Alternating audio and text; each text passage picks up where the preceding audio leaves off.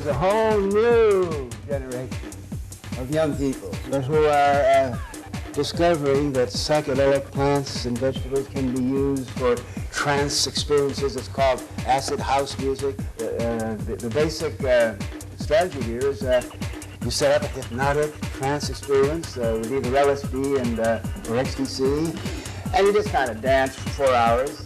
And then there are certain words, mantras that come in and out. And it's amazing how another generation intuitively, instinctively developed the group shamanic experience, and it's becoming very, very popular in Europe and this country. Nowhere is the occult world more powerfully realized in contemporary music than in the confluence of DJs, hypnotic rhythms, strobing lights, covert all-night parties, drug usage, and New Age ideologies that define much of the rave subculture. I mean, the hippies talked about it for ages.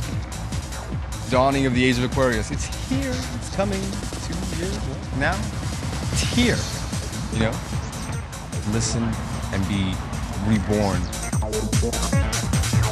What began as an underground phenomenon, often relegated to exotic locales in India and the Mediterranean, has become mainstream, with events drawing thousands of people in cities around the world. But as we've seen throughout this series, there's a lot more going on than just music and people having a good time. Both the musicians and the audience understand that there's a profound spiritual vibe going on as well. You should let go of all your inhibitions and dance your socks off, because that letting go process will open you up. You can't bottle the feeling of just total euphoria. Like when a DJ just brings you like to this level where you're just like totally out of your head. Your consciousness is expanded because of this supernatural thing that happened to you. As close as you can get to God, this is the closest I've ever felt to being with God. Rave music and techno music and the new dance music is the flowering of new spirituality. This new spirituality is in fact quite old. The cultivation of altered states of consciousness through a variety of techniques and substances that have been used shamanistically for thousands of years. Let's go back to indigenous cultures, to the ancient civilizations. Shamanistically, it was part of the ritual you would take. There were certain drugs that would open up certain levels of consciousness. So when you surrendered yourself into the dance, into the ritual, into the collective organism, you have this. You open yourself up. It's a key. On his website, Decker is very specific about the means by which his band will help his audience open up.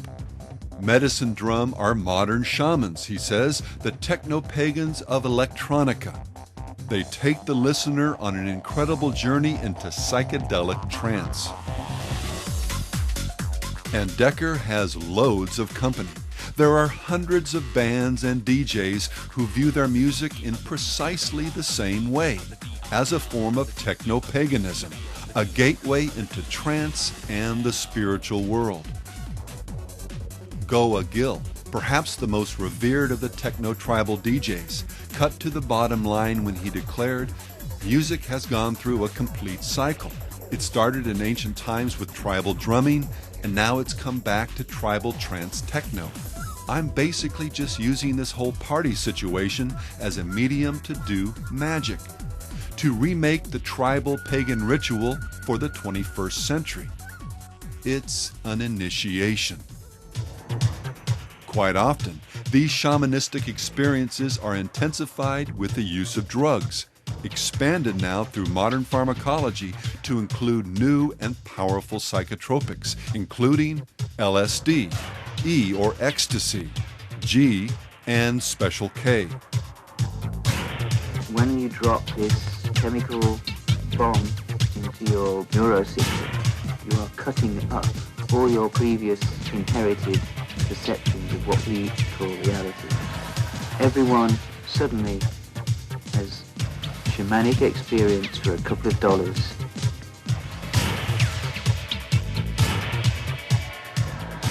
And then there's the use of light and sound to manipulate, Most DJs would say accentuate everything from metabolic rates to brainwave activity and states of consciousness. Whether we're talking about in training or photic and auditory driving, the terminology may be more sophisticated, but make no mistake about it, these alterations are based, often consciously, on occultic, shamanistic formulas. Indigenous rituals performed by shaman in the Peruvian Amazon and stuff, they would beat a drum at a certain number of wave cycles per second. In modern club culture and in seeing modern club events and modern rave events and things like that, you're seeing people entrained in the same brain state. You've got strobes, you have lighting that everyone's taking in, you have big time photic driving, and the music is auditory driving. That's why people get so excited for a rock concert and tear up the seats. It's because their metabolism is being governed by the bass and the rhythm and the light. And that's what it's all about. It has reduced down in the West for the first time to a ritual which admits to and utilizes the most arcane and ancient methods for achievement of altered states and a celebration of that contact with otherness. But what is this otherness that ravers often come in contact with? Into what are they being reborn? Before we answer that, allow me to again say that we're not questioning people's conscious intent or their sincerity. I know that many ravers don't use drugs, and an even greater number really enjoy and are even comforted by the often sincere sense of community that a rave can produce. And compared to the brain deadness of a hardcore mosh pit, a rave can seem even sublime. But sincerity and New Age goosebumps are not the ultimate arbiters of truth. As always, we need to look at both the methodologies and the fruit through the lens of Scripture. And in that context, what we find once again departs from the true faith and gives clear heed to deceiving spirits and doctrines of demons. Not only do we find drug abuse, including the not infrequent overdose, not only do we encounter sexual immorality, sometimes reaching levels that rival the orgies of the ancient cult of Dionysus. But preeminently, whenever spirituality becomes open and ritualized, it invariably clothes itself in the garb of pagan and Eastern religions. You've seen him a million times, the dancing deity in the ring of fire, the image of the Hindu god Shiva. In searching for my personal connection to best explain these roots of trance dancing from ancient India, I felt I needed to go deeper than books. I felt the need to invoke Shiva. So last night, as I prepared to go to a party at the Dimension 7 warehouse in San Francisco, I considered my intention for the evening. I wanted to become a sacred temple dancer. I knew I was on target when I arrived and immediately was greeted by a large bronze statue of Shiva dominating the altar in front of the DJ.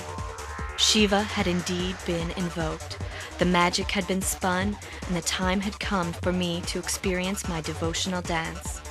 The techno beat morphed in my head, the mesmerizing drone of devotional songs being repeated over and over again. Ecstatically allowing the trance to overtake me, I felt my body gyrate in unfamiliar ways that seemed as old as Shiva himself. I was able to leave my body and observe myself in this new, old incarnation. The trance dance spiraled me into the deep meanings of these movements. So this must have been the justification for the nights of wild sex I've read about in those Hindu temples. It is obvious to me that they were also in the trance, induced by the rhythmic music of their own blissful states. I wondered what local concoctions the devotees imbibed. After all, Shiva is the god of sex and drugs and rock and roll. Within the warm, protective womb of Western, specifically Christian culture, these heartfelt observations may read like nothing more than a recipe for personal enlightenment. But both the Bible and the cultures that live within the full force of these demonic doctrines declare otherwise.